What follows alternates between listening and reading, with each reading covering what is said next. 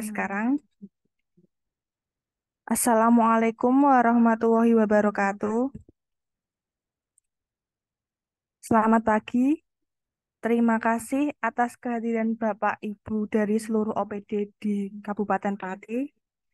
Kegiatan kita pada pagi hari ini adalah sosialisasi perencanaan pengadaan 2024 dan penjelasan SE Bupati nomor 027 garing 6261 tentang langkah-langkah persiapan PBJ di lingkup Kabupaten 2024.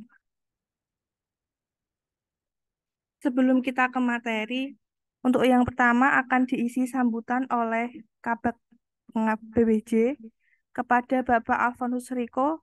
Saya persilahkan. Nggih. Kedengeran nggih niki ya, Mbak Ane ya. Iya, Pak. Oh ya, terima kasih. Assalamualaikum warahmatullahi wabarakatuh. Selamat pagi dan salam sejahtera untuk kita semua yang saya hormati, Sekretaris Badan, Dinas, Kecamatan yang berkenan hadir atau yang mewakili.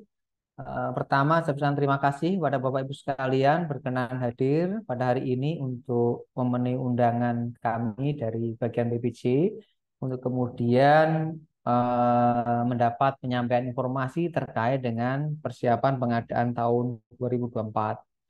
Surat Bupati sudah kita sampaikan kepada Bapak Ibu sekalian. Oke, hari ini kita akan memberikan penjelasan supaya ada beberapa hal yang mungkin dalam konteks formal di surat itu belum jelas, maka kita akan jelaskan secara lisan, Bapak Ibu sekalian. Nanti kita akan jelaskan bagaimana pelaku pengadaan tahun 2024 itu seperti apa. Karena ada beberapa hal yang kemudian kita harus patuhi secara ketentuan, okay? Baik itu pejabat pengadaan maupun PPK. Sehingga nanti dari tim kita akan menjelaskan boleh nggak kemudian staf atau pelaku yang ada sekarang ini yang bukan Jabung kemudian bisa menjabat sebagai pejabat pengadaan tahun depan. Okay? Kalau kemudian tidak boleh, seperti apa mekanismenya nanti akan dijelaskan oleh tim kami. Kemudian yang kedua terkait dengan RUP. Hari ini pembahasan kita terkait 2024 sudah masuk Banggar, sehingga mau tidak mau sebentar lagi sudah ada persetujuan bersama dan itu kita akan memulai menginput sirup tahun 2024. Sehingga mohon kerjasamanya. Hari ini kenapa diundang sekretaris? Karena supaya informasi ini bisa disampaikan tidak hanya dari sisi pelaku pengadaan, tapi juga bisa disebarkan ke masing-masing PPTK karena sirup itu juga tidak mungkin kemudian diselesaikan hanya dari sisi pelaku pengadaan. Kemudian yang selanjutnya terkait dengan beberapa isu terkait dengan konsolidasi pengadaan yang tahun ini menjadi concern dari MCP KPK, Bapak sekalian. Di tahun ini pun kita belum bisa mendapatkan hasil maksimal di konsolidasi pengadaan karena ada beberapa catatan yang memang belum bisa ditindaklanjuti oleh OPD, Bapak Ibu sekalian. Sehingga nilai kita juga tidak maksimal di titik konsolidasi pengadaan, terutama di konsolidasi PL untuk pemenuhan MCP tahun 2024. Sehingga ini juga menjadi penekanan di surat PJ Bupati kepada Bapak Ibu sekalian di 2024 untuk kemudian menjadi konsen di tahun depan. Kemudian selanjutnya terkait dengan tender atau seleksi dini ya. Nanti kalau sudah persetujuan bersama maka kita akan kemudian memetakan mana yang memang harus kemudian dilaksanakan proses pemilihannya dini. Kemarin kita sudah koordinasi dengan DPUTR untuk memetakan beberapa tender yang memang bisa dilaksanakan di bulan Desember. Tapi tidak menutup kemungkinan ada beberapa paket pemilihan yang memang bukan tender, baik itu purchasing maupun PL yang memang kontraknya itu harus di awal tahun atau barang jasanya harus dipenuhi dimanfaatkan di awal tahun, tentu di bulan Desember ini menjadi titik kritis Bapak Ibu sekalian.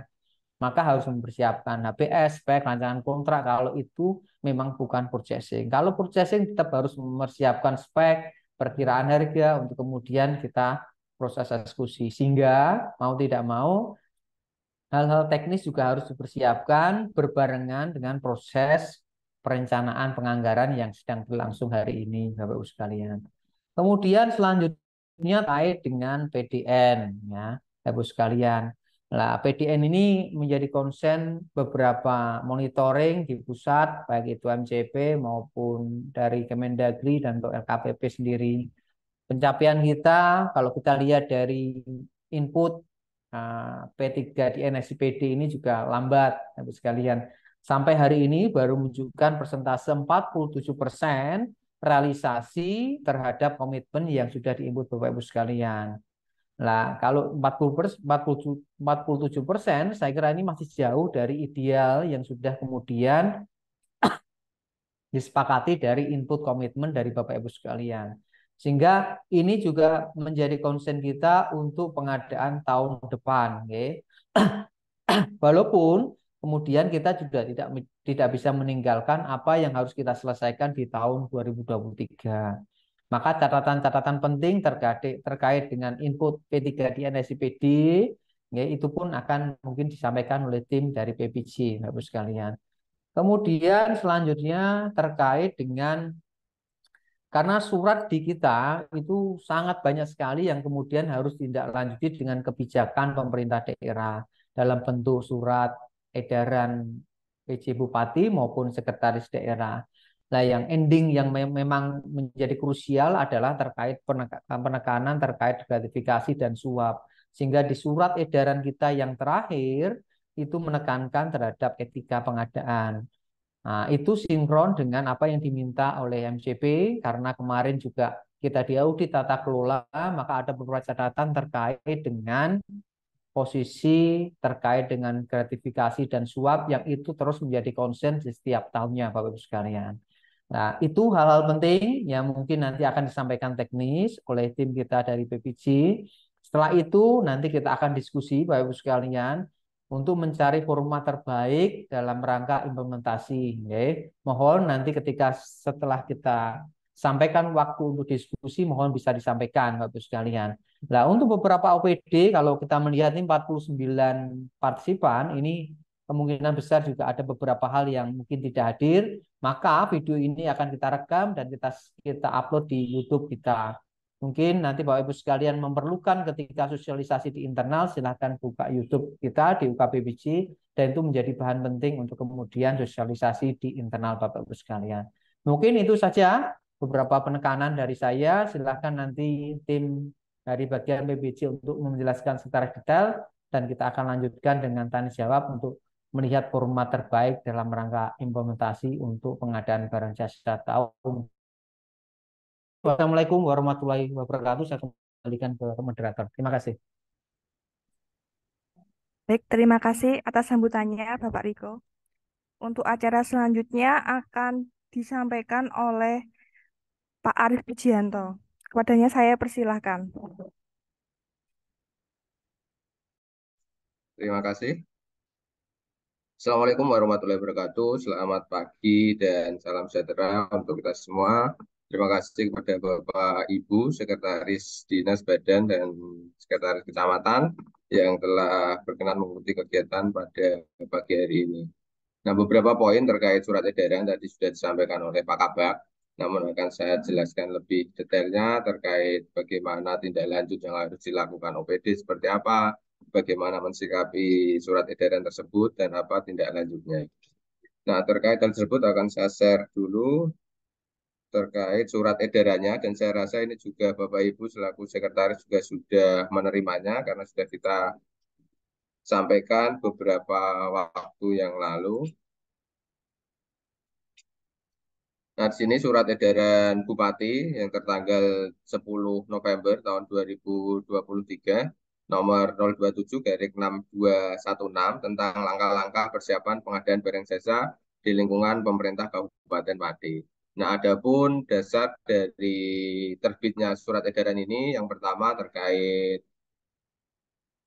pencegahan korupsi dari surat dari Komisi Pemberantasan Korupsi Republik Indonesia perihal area indikator dan subindikator pencegahan korupsi daerah tahun 2023, terutama yang untuk MCP KPK yang mewajibkan pemerintah daerah harus ada beberapa hal yang disampaikan melalui keputusan maupun surat edaran dari kepala daerah. Nah, kemudian juga yang mendasari yaitu hasil review tata kelola UKPBJ yang dilakukan oleh Apip dan review implementasi processing yang dilakukan oleh Apip kepada UKPBJ. Nah, adapun yang diatur di dalam surat edaran Bupati tersebut, yang pertama tadi sudah disampaikan terkait segera menetapkan pelaku pengadaan barang jasa. Nah, kenapa ini penting disampaikan kepada Bapak Ibu di sini? Karena ini sangat erat kaitannya dengan bagaimana perangkat daerah atau OPD dalam hal ini melakukan perencanaan pengadaan barang jasa yang di mana di dalamnya dilakukan oleh pelaku pengadaan tersebut. Khususnya di sini yaitu segera menetapkan siapa yang ditunjuk sebagai PPK, siapa yang ditunjuk sebagai pejabat pengadaan dan tim teknis pembantu PPK apabila itu memang diperlukan.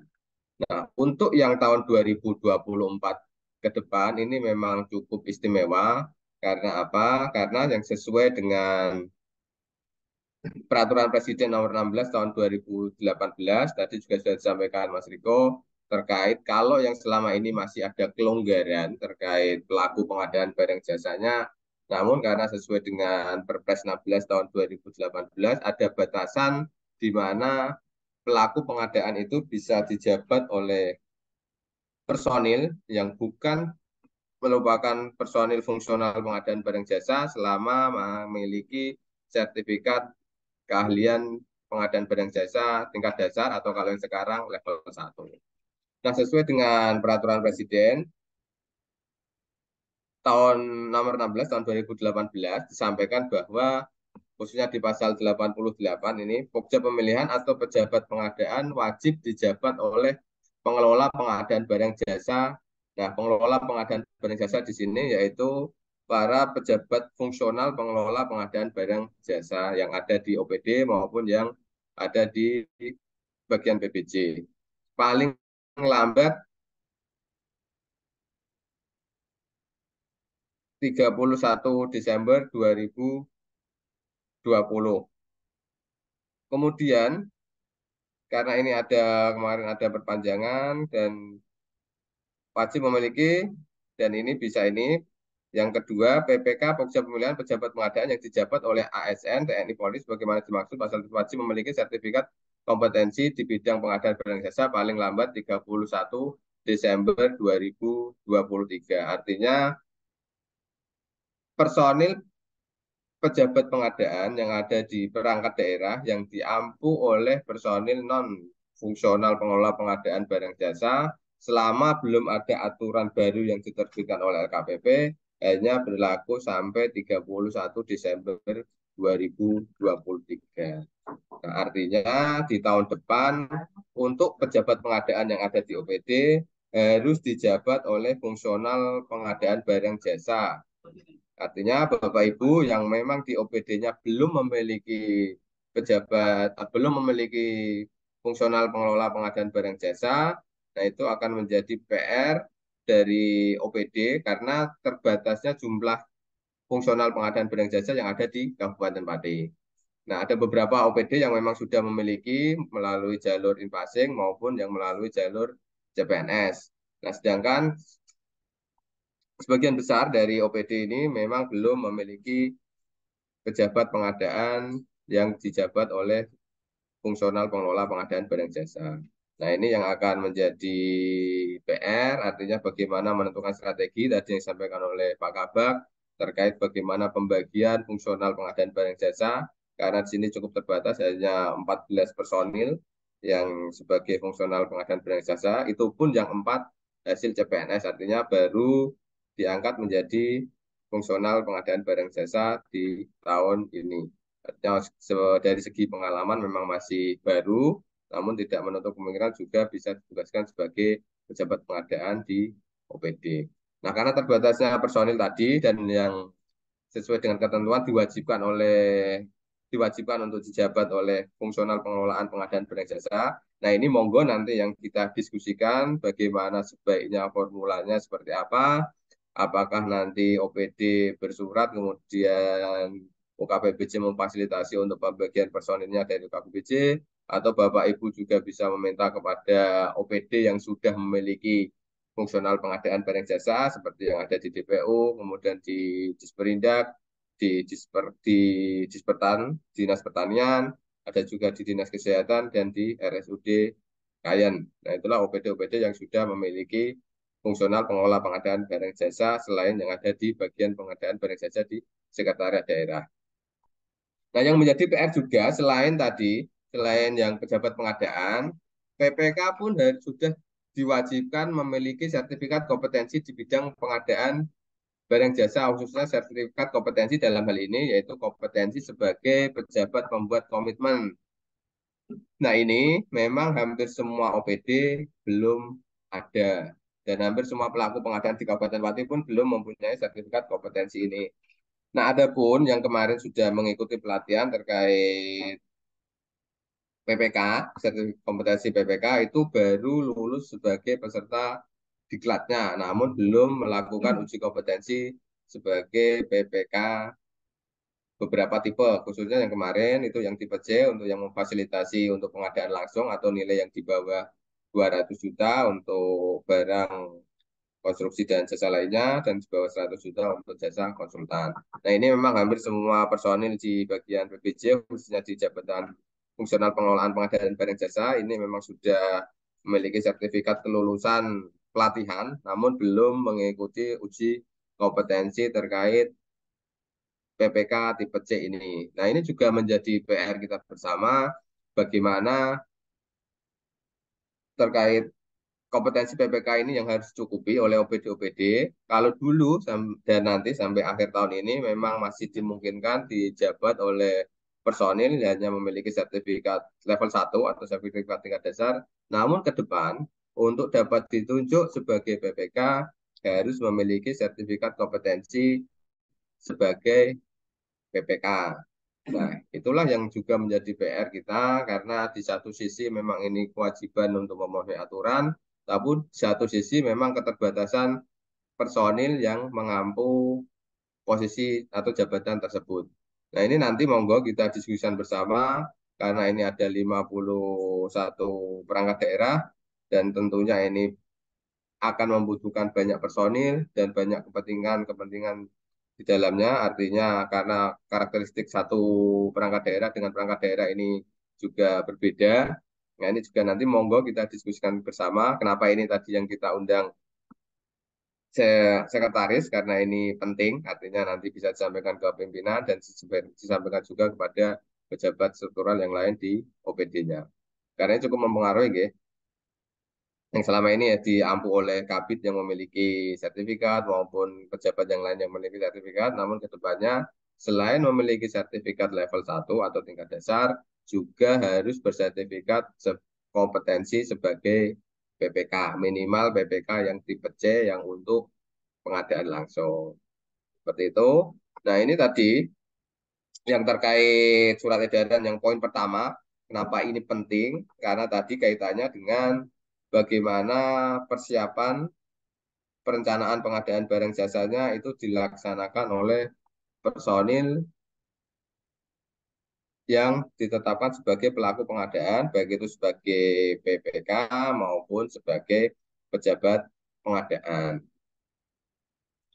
Kemudian yang kedua, yang terkait SE tadi, ini yang kedua menetapkan dan mengumumkan rencana umum pengadaan barang jasa pada sistem informasi rencana umum pengadaan. Nah, ini memang sangat penting karena ini merupakan salah satu bentuk transparansi dari pemerintah daerah terkait pengadaan barang jasa yang ada di dalamnya. Bagaimana rencana umum pengadaan ini dapat diakses oleh seluruh masyarakat, bagaimana rencana umum pengadaan ini bisa dilihat oleh masyarakat terkait bagaimana metodenya, bagaimana rencana jadwal pengadaannya, ini semuanya dapat diakses oleh masyarakat. Dan ini memang salah satu yang menjadi concern terkait transparansi terkait pengadaan barang jasa.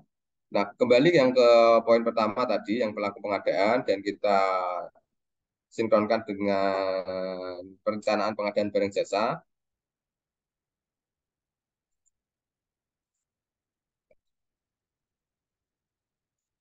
Nah, ini saya sampaikan juga yang terkait.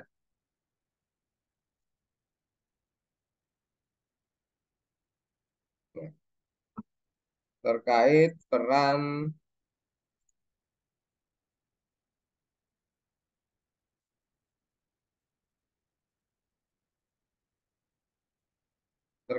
para pihak dalam pengadaan barang jasa. Nah, di sini setelah tadi Bapak Ibu selaku pengguna anggaran menetapkan pelaku pengadaan yang ada di masing-masing OPD. Nah, kemudian apa yang dilakukan oleh pelaku pengadaan tersebut? Nah, di sini dibagi dua, yaitu terkait dengan pejabat pembuat komitmen dan pengguna anggaran atau kuasa pengguna anggaran kalau memang di perangkat daerah tersebut ada kuasa pengguna anggarannya.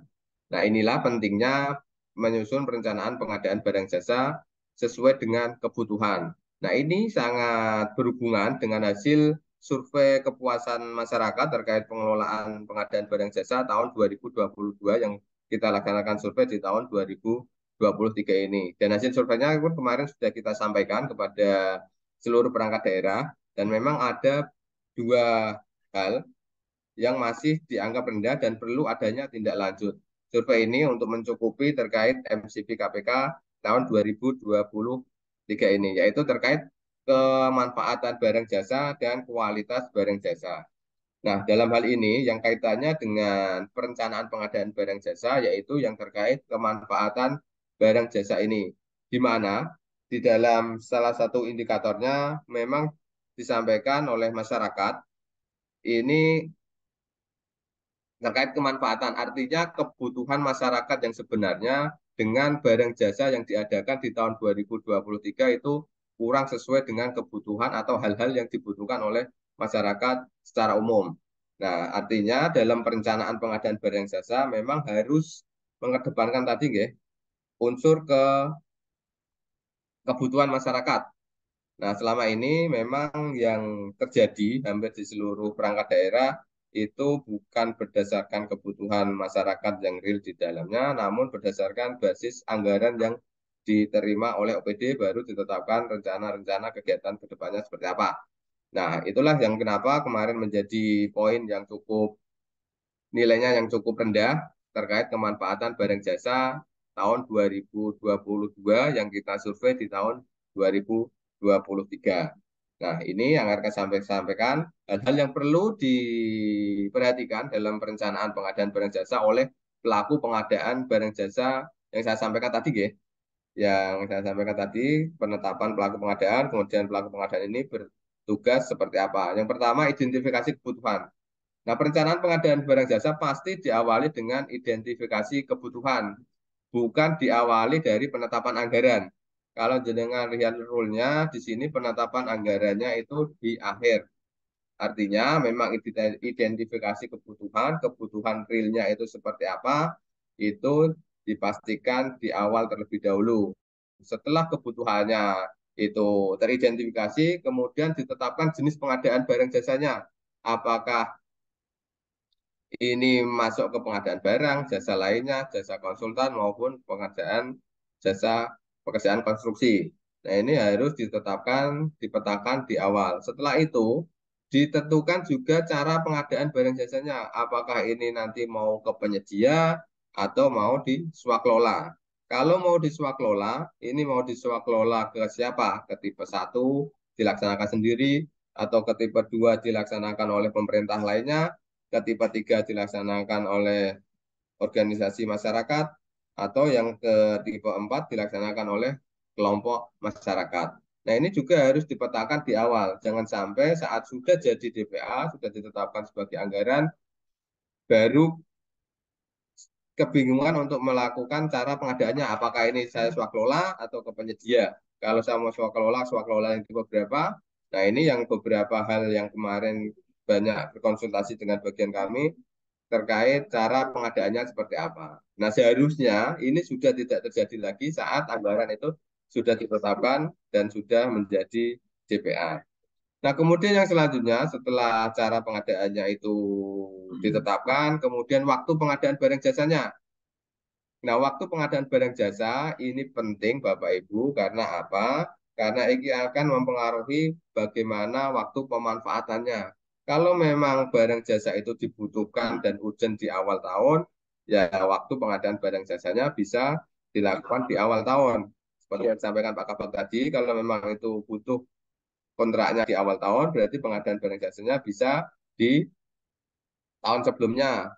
Artinya melakukan tender dini atau pemilihan dini sebelum anggaran ditetapkan. Namun kontraknya tentunya setelah anggaran ditetapkan. Nah, waktu pengadaan ini sangat penting dan ini yang menjadi catatan kami di beberapa tahun kemarin terkait pengisian waktu pengadaan barang jasa dalam RUP.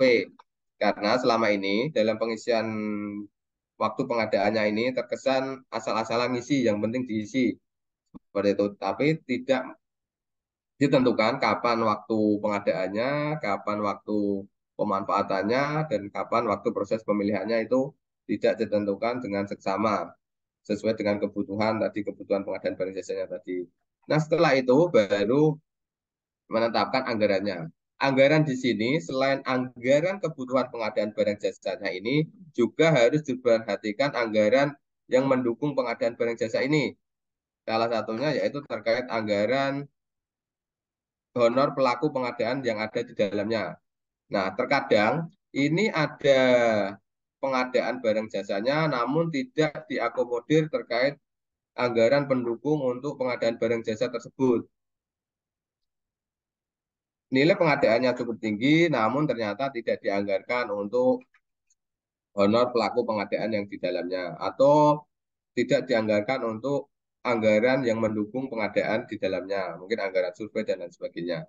Nah, inilah yang menjadi hal yang harus diperhatikan juga, selain memang anggaran barang jasanya itu yang ditetapkan, dialokasikan, juga harus memperhatikan tadi anggaran pendukung untuk proses pengadaan barang jasa tersebut. Nah, setelah semuanya ini, kelima tahapannya ini ditetapkan, baru diinput ke dalam rencana umum pengadaan barang jasa. Nah, inilah titik akhir dari perencanaan pengadaan barang jasa. Artinya, pejabat membuat komitmen, melakukan identifikasi kebutuhan sampai dengan anggaran yang dibutuhkan berapa, kemudian melakukan input rencana umum pengadaan barang jasa. Nah, kemudian setelah diinput melalui RUP, baru pengguna anggaran atau kuasa pengguna anggaran apabila ada itu menetapkan perencanaan pengadaannya ditetapkan oleh pengguna anggaran dan mengumumkan dalam RUP. Kemudian setelah melihat apa yang direncanakan oleh PPK, PA dapat melakukan konsolidasi pengadaan. Nah, ini sesuai dengan yang tadi di surat edaran juga yang menjadi concern KPK, karena KPK sedang hasil kemarin setelah selain inputan di MC KPK juga hasil monef langsung ke Kabupaten Pati juga masih melihat banyak paket-paket pengadaan langsung yang seharusnya dapat dilakukan konsolidasi, namun tetap dilakukan melalui pengadaan langsung dan ada indikasi di dalamnya pemecahan-pemecahan paket. Artinya satu contoh di satu titik lokasi terdapat beberapa paket pengadaan. Misalkan ada jalan, ada drainase, ada penerangan jalan. Kemudian ataupun di satu lokasi tertentu ada beberapa paket PL. Nah, itulah yang harus dilakukan konsolidasi pengadaan oleh pengguna anggaran. Nah, di sini harus ada kejelian pengguna anggaran terkait melakukan konsolidasi pengadaan. Kalau memang itu paket-paket yang berindikasi itu paket-paket yang bisa dilaksanakan konsolidasi atau menghindari untuk pemecahan paket, ya silakan dilakukan konsolidasi pengadaan. Dan tugas kewenangan pengguna anggaran ini dapat didelegasikan kepada kuasa pengguna anggaran kalau memang itu dimungkinkan dan ada kuasa pengguna anggaran di dalam struktur di dalam OPD tersebut. Nah, inilah peran para pihak, dalam hal ini pejabat membuat komitmen dan pengguna anggaran di dalam perencanaan pengadaan barang dan jasa. Ini kaitannya yang tadi yang pertama, kenapa di surat edaran Bupati tadi yang poin pertama yaitu menetapkan pelaku pengadaan barang jasa. Selama pelaku pengadaan barang jasa itu belum ditetapkan, saya pastikan tahapan-tahapan ini tidak dapat dilaksanakan dengan baik. Nah, kenapa? Monggo ini menjadi catatan Bapak Ibu selaku sekretaris untuk disampaikan ke pengguna anggaran, segera mungkin menetapkan pelaku pengadaan barang jasa untuk tahun 2024 dengan catatan tadi, untuk pejabat pengadaan tidak boleh lagi dijabat oleh staf atau pejabat non-fungsional pengelola pengadaan barang jasa. Dan untuk PPK juga wajib memiliki sertifikat kompetensi sebagai PPK, minimal sertifikat kompetensi tipe C yang untuk pengadaan langsung. Nah, apabila memang itu tidak memiliki sertifikat tipe C, dapat diampu oleh pengguna anggaran. Jadi pengguna anggaran menjabat sebagai pejabat membuat komitmen. Nah, itu juga menjadi PR, mumpung ini masih di bulan November, monggo silakan nanti yang hal-hal yang perlu ditanyakan terkait pembagiannya seperti apa, karena tadi saya sampaikan yang terkait fungsional pengelolaan pengadaan barang jasa di Kabupaten Pati ini hanya ada 14 personil, dan ada salah satu personil juga sudah mengajukan pengunduran diri sebagai fungsional pengelolaan pengadaan, artinya semakin berkurang juga, dan di tahun ini tidak ada rekrutmen CPNS maupun P3K untuk fungsional pengelolaan pengadaan barang jasa. Dan ini karena terbatasan ini, monggo silahkan masukan-masukan dari Bapak Ibu OPD, nanti kita diskusikan bersama terkait pelaku pengadaan barang jasa. Karena selama pelaku pengadaan barang jasa ini jadi ditetapkan, saya pastikan perencanaannya pun tidak akan sesuai dengan ketentuan yang telah ditetapkan. Artinya ya asal-asal pengadaan, nanti ada anggaran, kita anggarkan, kemudian nanti baru saat pelaksanaan baru sibuk identifikasi seperti apa, penetapannya bagaimana, caranya, apakah kita penyedia atau swakelola, ini nanti di tender, dikonsolidasi, apa di PL. Nah, ini nanti pasti akan masih berkutat di sana saat akan melaksanakan pengadaan. Kenapa ini penting tadi? Yang pertama, untuk terkait pelaku pengadaan, monggo segera mungkin ditetapkan, dan segera mungkin kita laksanakan diskusi atau berkoordinasi dengan UKPPJ ataupun dengan fungsional yang lain yang di luar bagian UKPPJ untuk ditetapkan sebagai pelaku pengadaan pada masing-masing perangkat daerah. Nah, kemudian yang kedua tadi, yang RUP ini memang penting tadi, yang kedua sudah saya sampaikan juga. Terus,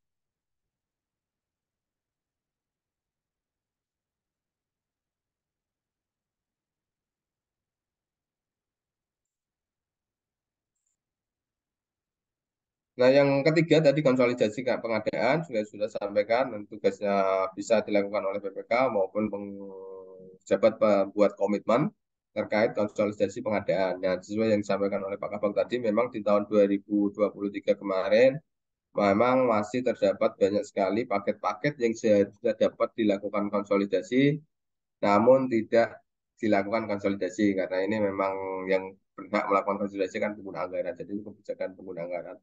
Dan harapan kami dari bagian pengadaan barang jasa, karena ini pun nanti di tahun 2024 akan menjadi concern oleh KPK juga terkait konsolidasi pengadaan, monggo silakan dari pengguna anggaran melalui sekretaris ini disampaikan dalam tahapan perencanaan pengadaan barang jasa ini. Kalau memang paket-paket tersebut dapat dilakukan konsolidasi, monggo silakan dilakukan konsolidasi pengadaan barang jasa. Untuk terkait metodenya, apakah hasil konsolidasi itu nanti tender atau seperti apa? Nah, itu nanti tadi di tahap perencanaan kan sudah bisa ditetapkan. Apakah nanti ke penyedia, apakah swakelola. Kalau penyedia ini nanti metodenya apakah tender, apakah e-purchasing, dan lain sebagainya. E-purchasing pun sekarang sudah cukup berkembang pesat, tidak lagi hanya memfasilitasi untuk pengadaan barang maupun jasa lainnya, namun juga sudah memfasilitasi terkait untuk pengadaan jasa atau pekerjaan konstruksi. Nah, ini juga sudah mulai kita susun terkait bagaimana membuka etalase pekerjaan konstruksi untuk di etalase katalog lokal Kabupaten Pati. Memang di tahun 2023 ini belum kita laksanakan pembukaan etalase pekerjaan konstruksi kami, karena dari kami selaku pengelola katalog lokal Kabupaten Pati masih cukup berhati-hati, mengedepankan unsur kehati-hatian, karena terkait aturan yang mengatur pekerjaan konstruksi dalam e-purchasing ini masih belum cukup detail mengatur, dan kemarin sudah kita laksanakan koordinasi, konsultasi dengan LKPP maupun dengan Kementerian PUPR terkait pembukaan etalase pekerjaan konstruksi di katalog lokal Kabupaten Pati. Nah, jadi untuk kedepannya kalau memang Bapak Ibu berkenan atau memiliki rencana untuk usulan terkait pembukaan etalase pekerjaan konstruksi untuk katalog lokal Kabupaten Pati, silakan mengajukan usulan pembukaan katalog lokal Kabupaten Pati. Nah, nanti kita sudah siapkan SOP-nya, hal-hal apa saja yang harus disiapkan Bapak Ibu. Untuk terkait SOP ini sedang proses penandatanganan oleh Pak Sekda. Saat nanti SOP ini sudah ditetapkan, akan kita sampaikan ke Bapak Ibu, khususnya untuk OPD-OPD yang memiliki paket pekerjaan konstruksi yang berkeinginan untuk mengajukan pembukaan etalase pekerjaan konstruksi. Nah, ini cukup memfasilitasi Bapak Ibu dan memudahkan Bapak Ibu dalam proses pemilihan penyedia dalam pengadaan barang jasa. Jadi jangan sampai konsolidasi ini menjadi momok Bapak Ibu. Wah, nanti ini konsolidasi akan menyusahkan dan lain sebagainya. Tidak. Tapi konsolidasi ini akan lebih memudahkan Bapak Ibu. Satu sisi ini akan memudahkan pengendalian Bapak Ibu dalam hal satu, dengan kontrak yang cukup banyak, apabila dikonsolidasi pengendaliannya cukup mudah, hanya menjadi beberapa kontrak. Kemudian prosesnya pun karena ini menjadi sorotan dari KPK untuk paket-paket pengadaan langsung yang seharusnya dapat dikonsolidasi, namun tidak dilakukan konsolidasi, tentunya ini juga menjadi titik rawan dalam penyalahgunaan pengadaan barang jasa tersebut. Nah, kemudian yang keempat, yang terkait pengadaan barang jasa tahun 2024, ini juga menjadi concern KPK terkait tender atau seleksi dini. Nah, hal-hal yang dapat dilakukan untuk tender dan seleksi dini tadi untuk pekerjaan konstruksi sebenarnya sudah kita sampaikan surat edaran kepada OPD, surat edaran sekretaris daerah, bahwa untuk perangkat daerah yang memiliki paket-paket pekerjaan konstruksi di tahun 2024 untuk perencanaan atau konsultan perencananya dapat dianggarkan di tahun 2023 atau H-1 pelaksanaan pekerjaan konstruksinya. Namun setelah kami melakukan cross-check melalui RUP perubahan, memang hanya beberapa yang menganggarkan untuk pekerjaan konsultan perencanaan untuk anggaran tahun 2024. Artinya apa? Artinya untuk pekerjaan-pekerjaan 2024 seharusnya sudah dianggarkan untuk konsultan perencananya di tahun 2023 dan itu sudah kita sampaikan surat edarannya di pertengahan tahun ini. Namun ternyata dalam tindak lanjut di anggaran perubahan belum dianggarkan untuk perencanaan konsultan perencana untuk pekerjaan konstruksi tahun 2024. Artinya antara pekerjaan konstruksinya dengan konsultan perencanaannya di tahun yang sama di tahun 2024. Nah, sebenarnya hal itu dapat meminimalisir karena kalau kita lihat untuk proses pengadaan pekerjaan konstruksi dengan nilai yang tinggi atau yang cukup tinggi dan membutuhkan proses pemilihan maupun proses pelaksanaan yang cukup lama, itu sangat memudahkan atau menghemat waktu kalau memang dapat dilaksanakan di akhir tahun 2023 atau dilaksanakan tender sini. Nah, kemudian yang kelima terkait penggunaan produk dalam negeri. Nah, ini juga yang harus diperhatikan dalam perencanaan pengadaan barang jasanya. Sudah dapat mengalokasikan untuk paket-paket pekerjaan itu menggunakan produk dalam negeri. Kalau memang itu produk-produk tersebut tersedia produk dalam negeri. Dan pastikan Bapak Ibu juga melakukan survei terkait pemenuhan penggunaan produk dalam negeri. Apakah barang tersebut memang tersedia yang produk lokal, produk dalam negerinya. Kalau tidak tersedia minimal TKDN-nya 40% itu harus dipenuhi. Dan hal-hal ini harus dengan sampaikan pada aplikasi P3DN, SIPT P3DN. Karena ini juga menjadi catatan dari pemerintah pusat dan ini merupakan salah satu unsur penilaian dari kinerja kepala daerah.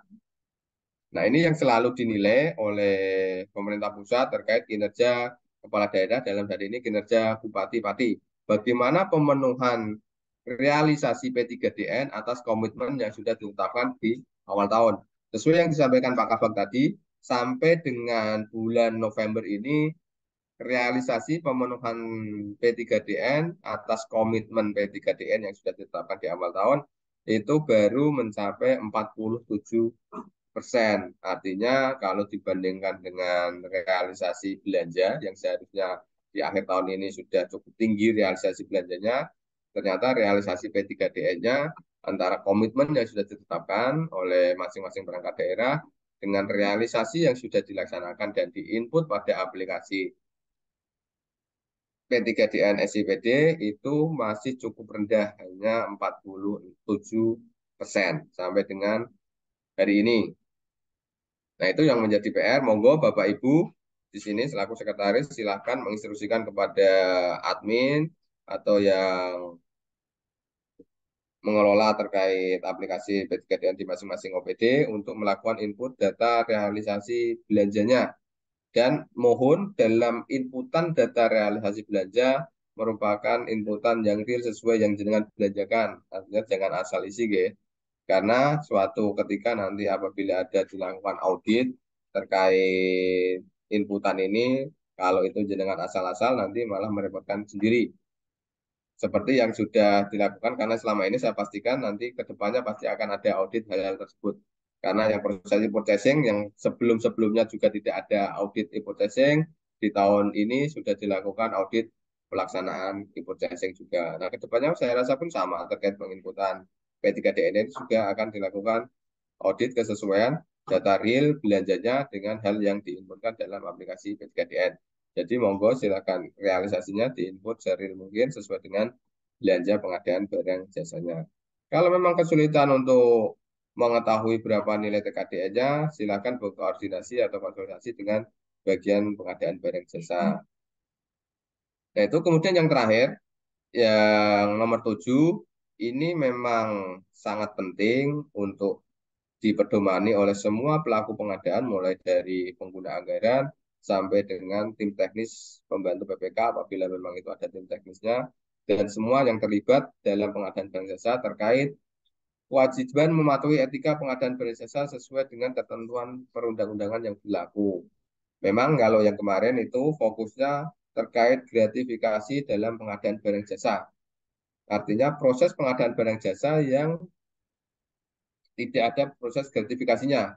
Kenapa ini muncul di sini, muncul menjadi salah satu poin di edaran surat edaran Bupati Pati ini, karena ini juga sinkron dengan hasil survei penilaian integritas yang dilakukan oleh KPK.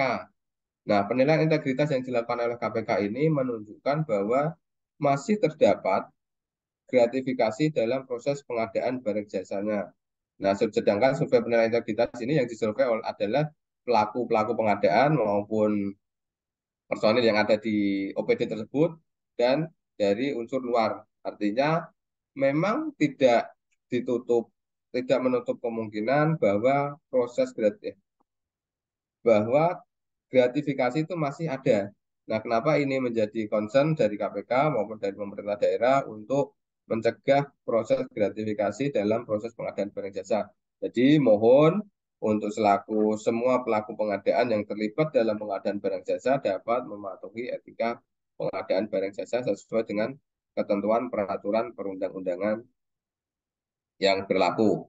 Nah, inilah yang menjadi poin penting terkait surat edaran dari Bupati Pati dan juga terkait sosialisasi perencanaan pengadaan barang jasa karena ini sangat kaitannya erat antara perencanaan surat edaran ini dengan perencanaan pengadaan barang jasa di tahun 2024. Yang pertama tadi pelaku pengadaan di sini sudah berbeda, yang tahun depan berbeda dengan tahun 2023 ini.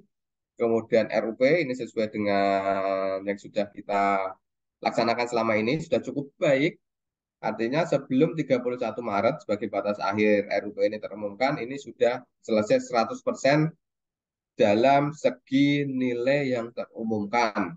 Namun, mohon dalam melakukan pengumuman RUP ini, khususnya untuk OPD-OPD yang memiliki anggaran-anggaran yang gelondong, seperti yang ada di Puskesmas, seperti yang ada di Dinas Kesehatan, itu monggo silakan diinput RUP-nya sedetail mungkin. Karena apa? Karena ini akan menentukan, ada kaitannya juga dengan menetapkan 10 paket strategis pemerintah daerah Kabupaten Pati. Karena yang terjadi di tahun 2023 kemarin atau 2023 ini Ternyata setelah 10 paket strategis dengan nilai pengadaan paling tinggi dan mendukung program kepala daerah ditetapkan, ternyata muncul pengadaan muncul RUP baru dengan nilai yang cukup tinggi dibandingkan paket-paket pengadaan yang sudah ditetapkan dalam 10 paket strategis pemerintah daerah. Jadi monggo khususnya yang untuk dinas kesehatan, yang anggaran-anggaran puskesmasnya itu gelondong-gelondong, dan anggaran-anggaran dan rumah sakit, RSUD Kayen maupun RSU Suwondo, ini karena blut, jadi pengecualian. Kalau memang itu proses pengadaannya itu mau dikecualikan atau tidak dilaksanakan tender, monggo diinput dikecualikan. Kalau mau dilaksanakan tender, silakan diumumkan di awal tahun tadi, sebelum batas akhir pengumuman RUP. Karena selama ini yang terjadi di awal itu gelondongan, kemudian baru saat mau proses pengadaannya baru muncul RUP baru sesuai dengan paket pekerjaannya, muncul RUP baru lagi sesuai paket pekerjaannya, muncul baru lagi sesuai paket pekerjaannya. Nah, ini yang akan menjadi rancu dalam kita menetapkan 10 paket strategis pemerintah daerah. Karena ini harus ditetapkan di awal tahun, kemudian itu yang akan dilakukan review maupun dilakukan pendampingan dan lain sebagainya. Dan itu yang menjadi concern oleh KPK dalam melalui MCP KPK. Dimohon bantuan Bapak Ibu dalam melakukan penginputan RUP maupun pengumumannya dibuat sedetail mungkin sesuai dengan perencanaan di tahun 2024. Nah, itu tadi. Kemudian yang konsolidasi sesuai yang disampaikan Pak Kabak maupun yang sudah saya jelaskan tadi, silakan kalau mau paket-paket tersebut dapat dikonsolidasi, silakan dilakukan konsolidasi. Terkait metodenya, apakah mau tender, apakah mau melalui purchasing, silakan ditetapkan. Kalau memang itu membutuhkan etalase untuk pekerjaan konstruksi, silakan melakukan usulan pembukaan etalase pekerjaan konstruksi. Dan SOP-nya saat ini memang masih proses di Pak Sekda untuk segera mungkin hal-hal yang setelah ditetapkan akan kita sampaikan ke Bapak Ibu. Kemudian yang keempat, yang tender dini, silakan untuk yang paket-paket pekerjaan, baik itu konstruksi maupun yang konstruksi yang harus berkontrak di awal tahun, dapat dilakukan proses pemilihannya di akhir tahun 2023 ini. Kemudian yang terkait TKDN, karena ini menjadi concern dari pemerintah pusat, jadi mohon Bapak Ibu dalam menetapkan komitmen, silakan ditetapkan sesuai dengan perencanaan Bapak Ibu dan mengalokasikan penggunaan produk dalam negeri, kemudian melakukan inputting data terkait proses realisasinya maupun komitmen dan realisasinya dalam aplikasi P3DN, SPD, kemudian yang terakhir terkait mematuhi etika pengadaan barang jasa, dalam hal ini terkait gratifikasi dalam proses pengadaan barang jasa. Nah, itulah poin-poin penting dalam surat edaran Bapak Bupati terkait dengan langkah-langkah yang harus dilakukan dalam persiapan pengadaan barang jasa tahun 2023. Nah, kemudian nanti selanjutnya monggo silakan untuk kita melaksanakan diskusi, khususnya tadi yang terkait pelaku pengadaannya, karena ini ada hal yang berbeda di tahun depan, karena batas akhir untuk relaksasi terkait pelaku pengadaannya ini sudah selesai di tahun 2023 ini, dan sampai saat ini belum ada aturan terbaru yang mengatur hal tersebut. Jadi artinya nanti ke depan tetap harus dilaksanakan sesuai dengan perpres yang sudah ditetapkan. Demikian dari saya kembalikan ke moderator, nanti kita lanjutkan dengan sesi diskusi dan tanya jawab. Terima kasih, selamat pagi, dan wassalamualaikum warahmatullahi wabarakatuh.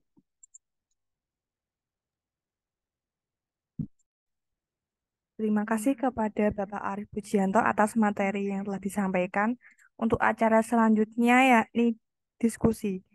Monggo Bapak Ibu yang mau bertanya, saya persilahkan.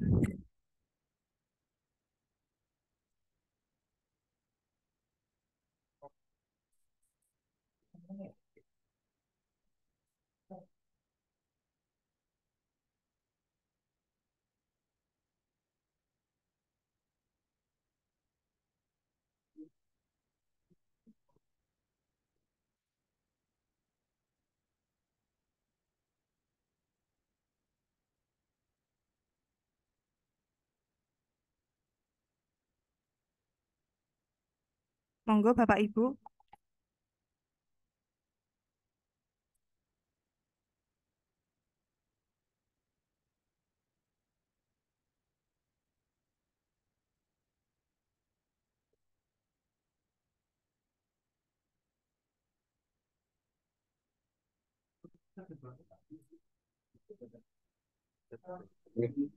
Monggo kami persilakan kepada Bapak Ibu yang ingin mengajukan pertanyaan, diskusi terkait hal-hal yang sudah disampaikan melalui surat edaran tadi, mulai dari pelaku pengadaan sampai dengan yang terakhir tadi terkait gratifikasi tadi, Ge.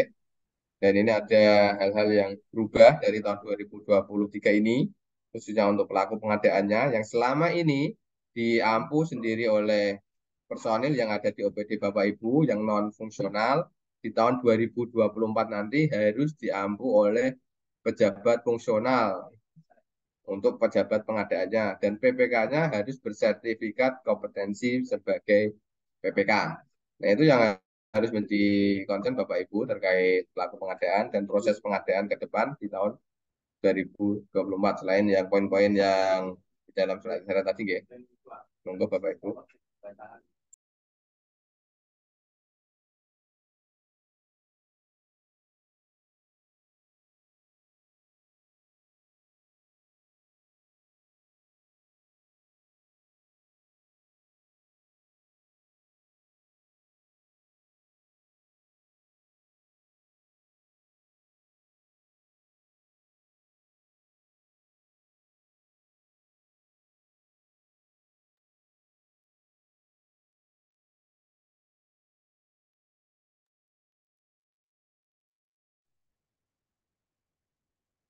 Untuk secara selanjutnya, yakni penekanan dari Pak Kabak PBJ dan Pak Riko, saya persilahkan. Oke, terima kasih Mbak Ani, Mas Arif Biji. Jadi kalau tidak ada pertanyaan, saya anggap bahwa surat ini bisa dimengerti oleh Bapak Ibu sekalian. Oke, yang beberapa poin tadi yang dijelaskan oleh Mas Arif. Yang pertama, saya hanya menambahkan terkait dengan pejabat pengadaan. Oke. Yang punya Jabung itu hanya Dinas Kelautan, Naker, Pertanian, DPU, dan Dinas Kesehatan. Sehingga selain dinas itu silahkan mengajukan permohonan ke bagian BPJ.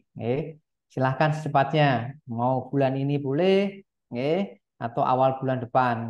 Karena kita juga akan memetakan beban kerja dari masing-masing dinas. Dinas yang punya anggaran besar, sedang, maupun yang kecil. Sehingga kita harus membagi itu termasuk dengan kecamatan, Bapak Ibu sekalian. Sehingga bebannya luar biasa, sedangkan Jabung yang ada di bagian BPJ hanya berjumlah 6 orang. Silahkan segera untuk mengajukan permohonan. Pertanyaan selanjutnya, bagaimana kalau ada OPD yang kemudian tidak mengindahkan ketentuan ini? Ya silahkan, Bapak sekalian. Nanti tanggung jawab dari masing-masing PA-nya. Kalau memang ini tidak menjadi concern dan tetap menetapkan pejabat yang bukan Jabung, ya saya kembalikan resikonya di masing-masing OPD-nya, Bapak Ibu sekalian. Itu yang terkait dengan pejabat pengadaan. Kemudian terkait dengan PPK, tadi sudah dijelaskan oleh Mas Arief sangat detail. Ini saya ulangi lagi, Bapak Ibu sekalian. Tadi Mas Arief sudah menyampaikan bahwa harus ada sertifikat kompetensi untuk yang PPK. Jika ini tidak terpenuhi, maka mau tidak mau, sesuai dengan perlem ini yang menjadi fondasi dari teknis dari Perpres tadi dan Mas Arief, maka dalam hal tidak ada pegawai yang memenuhi syarat seperti ayat 1 dan 2, maka PA dan KPA merangkap sebagai PPK. Artinya apa? Silahkan PPK yang selama ini ada, contoh soal di Dinas PU, Dinas Kesehatan, tidak ada lagi PPK lagi, dan itu diampu kepada PA dan KPA. Dan bebannya juga menjadi tambah berat. Bapak Ibu sekalian, bukan nggak berat, tapi sangat berat sekali. Sehingga nanti kalau kemudian nanti skema itu, yang dinas-dinas yang ada PPK-nya, silahkan nanti kabit-kabit yang selama ini menjadi PPK itu mau jadi apa, silahkan nanti saya buka komunikasi dengan bagian PPJ untuk kita diskusikan lebih lanjut. Ada 2 pokok itu Bapak Ibu sekalian. Kemudian terkait dengan tadi Mas Arief sampaikan kalau ada anggaran untuk soal pekerjaan konstruksi, mohon jangan kelupaan untuk perencanaan dan pengawasannya. Karena masih banyak yang lupa. Bukan dinas teknis yang bidang konstruksi, tetapi perencanaan tidak ada, pengawasan tidak ada. Tapi ternyata tidak mampu punya kemampuan teknis pegawai yang masalah perencanaan dan pengawasan. Silakan itu juga menjadi concern. Kemudian ada beberapa hal yang kemudian siapa yang menentukan PL tender, yang menentukan PA-nya, KPA-nya. Jadi tanggung jawab formal siapa yang menentukan PL dan tidak, purchasing tidak adalah PA KPA sesuai formatnya tadi yang disampaikan oleh Mas Arif. Apalagi di OPD itu tidak ada PPK. Maka tanggung jawab formalnya ada di PA KPA dari Bapak Ibu sekalian. Karena tidak ada PPK. Artinya apa? Nanti di sistemnya sirup akun PPK dan PA akan terdapat nama yang sama di situ karena tidak ada PPK-nya lagi. Kecuali nanti ada perubahan perpres atau ketentuan selanjutnya yang memang memperbolehkan tadi pegawai yang tidak punya kompetensi bisa menjadi PPK.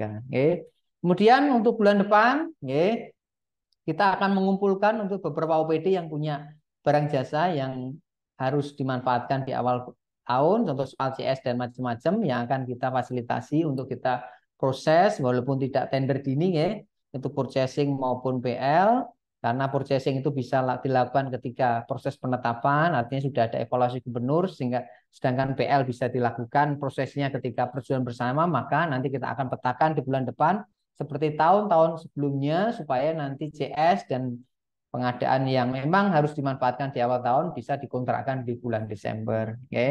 Kemudian terkait dinas kesehatan atau yang punya OPT silahkan punya tanggung jawab untuk mensosialisasikan apa yang disampaikan hari ini kepada OPT-nya. Karena masih banyak OPT itu tidak mudeng macam-macam karena tidak tersosialisasikan oleh dinas induknya, Bapak Ibu sekalian. Silahkan itu disosialisasikan ke OPT-nya. Kalau memang perlu forum yang seperti ini dan kita kemudian dimohonkan untuk menjelaskan, kita silahkan mengajukan permohonan dan kita buka forum untuk kemudian penjelasan. Kemudian untuk sirup tahun 2024 maka UPT Puskesmas kita akan buatkan akun sendiri. Kita buatkan akun sendiri untuk menginput sendiri karena gelondongannya terlalu luar biasa sehingga BPK tanya ke saya, kenapa Mas gelondongan ini? Tidak ada penjelasan yang memang detail. Walaupun itu dikecualikan sehingga mau tidak mau strategi tahun depan, untuk yang UPT Puskesmas kita buatkan akun sendiri di sirup dan silakan input masing-masing Puskesmas secara detail supaya potret sirup kita menjadi detail, lebih bisa diakuntabel sehingga seperti kendala-kendala disampaikan oleh Mas Arif tadi, ada tender yang sirup yang muncul belakangan, dan itu menjadi kendala di penetapan proyek strategis yang harus kemudian dicukupi di MCP menjadi kendala. Itu beberapa hal penekanan saya terhadap apa yang disampaikan oleh Mas Arif. Terima kasih banyak Bapak Ibu sekalian sudah berkenan hadir pada kesempatan hari ini, meluangkan waktu. Semoga apa yang kemudian kita rencanakan, kemudian kebijakan dari Pak PJ Bupati melalui surat itu bisa kita laksanakan dengan baik. Terima kasih. Wassalamualaikum warahmatullahi wabarakatuh. Saya kembalikan ke moderator dan Mas Arif. Terima kasih. Terima kasih kepada Bapak Riko atas penekanannya. Kepada Bapak Ibu mohon mengisi daftar hadir. Jangan lupa ya.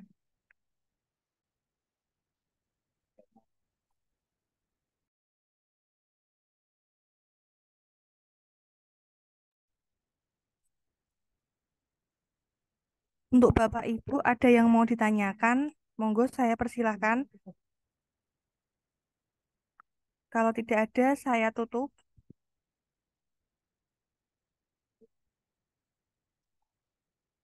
Tutup aja. Tutup, Pak. Tutup. Baik, sekian yang dapat kita sampaikan. Semoga apa yang telah kita sampaikan pada pagi hari ini dapat bermanfaat. Sekian, terima kasih. Wassalamualaikum warahmatullahi wabarakatuh.